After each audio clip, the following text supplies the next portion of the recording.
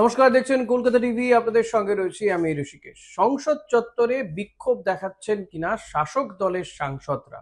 হ্যাঁ, এমনই ছবি দেখা গেল আজকে যে এনডিএর সাংসদরা বিক্ষোভ দেখাচ্ছেন। কে ছিলেন না? কেন্দ্রীয় অর্থমন্ত্রী নির্মলা সীতারামন থেকে শুরু করে জেপি নাড্ডা, নিতিন নবীন ছিলেন সদ্য এনডিএ শিবিরের নাম লেখানো অখ্যাত অজ্ঞাত দল এনসিপিআই। তাদের সাংসদদেরকেও কিন্তু দেখা গেছে, অর্থাৎ রচনা ব্যানার্জিদেরকেও কিন্তু এই বিক্ষোভে অংশ নিতে দেখা গিয়েছে। কি দাবি উঠছে সেই বিক্ষোভ থেকে? দাবি উঠছে যে রাহুল গান্ধী সারাম করো, রাহুল গান্ধী তিনি লজ্জা কেন পাচ্ছেন না? তাদের জন্য, অর্থাৎ বিরোধীদের জন্য সংসদ অচল হয়ে যাচ্ছে, সংসদে কাজ করতে দেওয়া হচ্ছে না, ফলত সাধারণ মানুষের জন্য তারা কাজ করতে পারছেন না, এমনটাই কিন্তু তাদের দাবি।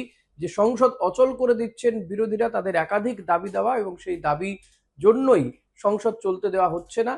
দীর্ঘদিন ধরে সংসদ চলতে পারছে না, তারা অনেক কাজ করতে চান, একাধিক বিল পেশ করার কথা রয়েছে, সেই সমস্ত কাজ আটকে যাচ্ছে বিরোধীদের জন্য। আর তাই শাসক দলের সাংসদরা বিক্ষোভ দেখালেন। দেখুন সেই ছবি।